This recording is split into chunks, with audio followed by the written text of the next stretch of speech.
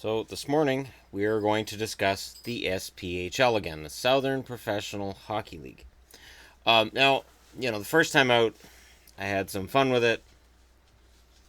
Made a couple of jokes here along the way, but let's take an actual look at it, because it's interesting to me, in that these are last year's standings right here, in each team's record imposed over. So Fayetteville's taken a major dive. Now, what's interesting to me is Fayetteville had 36 wins last year, had 1,800 people as an average attendance. I don't have this year's attendance. I'll look for it. They're 4-9-3.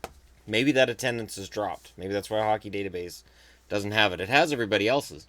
The other interesting thing to me is Mississippi, who's 10-3. They had 32 wins last year, 1,872 fans per game. Look down here, Birmingham, expansion team, first year in the league, 1-8-1, 3,226 fans per game. That's a success. And of course, the Birmingham Bulls, I looked into it. Because, now that it's not like just joking around, just haha, I found a league to follow, there's some interesting things here. Art Clarkson, who owns the Birmingham Bulls in the SPHL, which is part of the reason that I chose this league, because I'm like, Birmingham Bulls, I remember that name from ECHL, also from WHA. Same owner who owned the East Coast Hockey League version of the Bulls. Very passionate about bringing the Bulls back and about having a proud tradition. So what's interesting is here we're in the southeastern corner of the of North America, where the NHL has struggled, and here's a city that has a tradition with hockey. That sure, I mean the team got moved out in, I think it said 2001, but the dream of bringing the team back never died. Interestingly enough, so Mississippi 10-3, Peoria 9-4. They're drawing 3669. Last year they drew roughly 4,000. Pensacola, Florida 3,500, 9-4. Huntsville 8-3-1, 4,967. So right now the team that's drawing the most is Huntsville. 5,000 fans a game for the SPHL.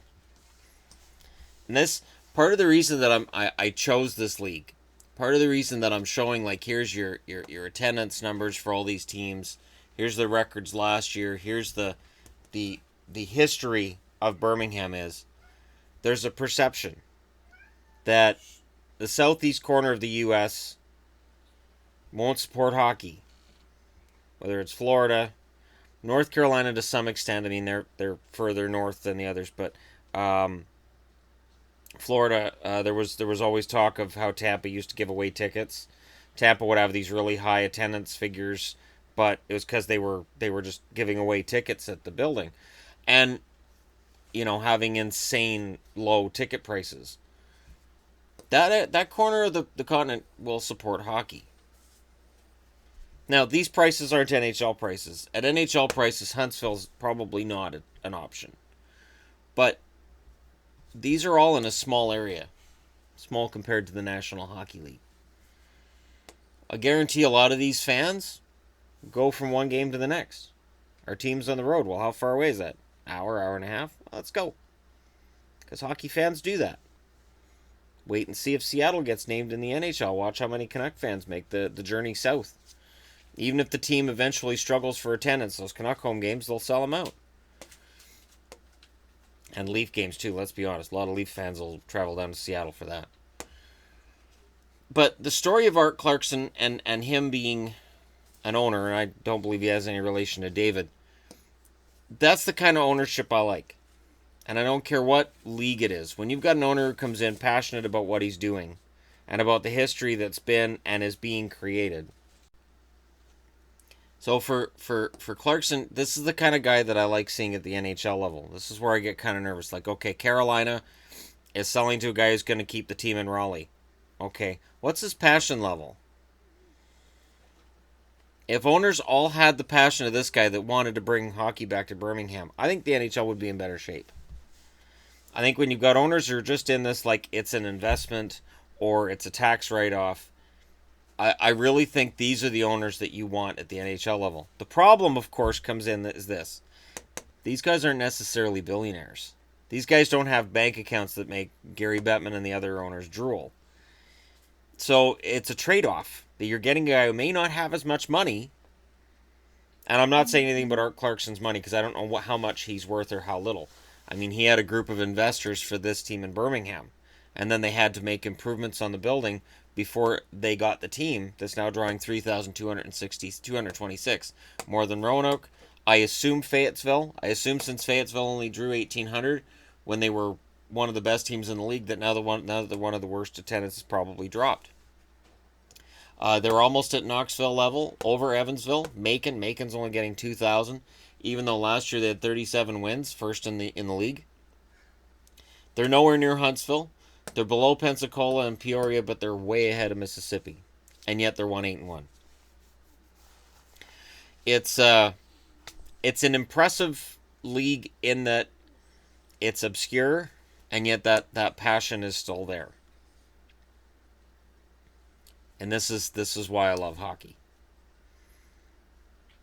Because this is a league for players who, and I looked at one roster, and most of them are between the ages of 24 and 26. The NHL dream is essentially over. But they love playing hockey. So why not? They go out 56 times a year, play hockey, and then you see what you get. The one other notice I want to make is Columbus is under here because the Cottonmouths ceased operations. They suspended operations last year. I would assume since they suspended operations and Birmingham came in as a 10th place team, they likely don't come back. That's just my guess. But we'll see what happens there, because then you'd have an 11-team league. But Columbus, it's not the same Columbus, but there's a history there. I believe they had an East Coast League. But again, I might be mixing up my Columbuses because there's more than a couple Columbuses in the United States.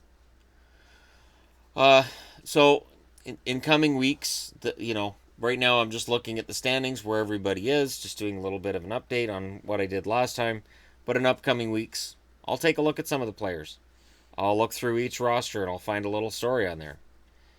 Because this is kind of a fun little league to adopt. So consider this the hockey guys' adopted league to follow outside of the National Hockey League. I got to do NHL previews, so I'll be cleaning up this board, but we will definitely be reviewing this again. This isn't just it wasn't just a one-time thing, and it's not just going to be a two-time thing. So thank you guys for watching. Hit like and subscribe if you're browsing your way through, and if you're a Southern Professional Hockey League fan, and you're like, why is this guy in Canada covering my team? Stick around and find out. Thank you very much for watching. I'll talk to you again soon.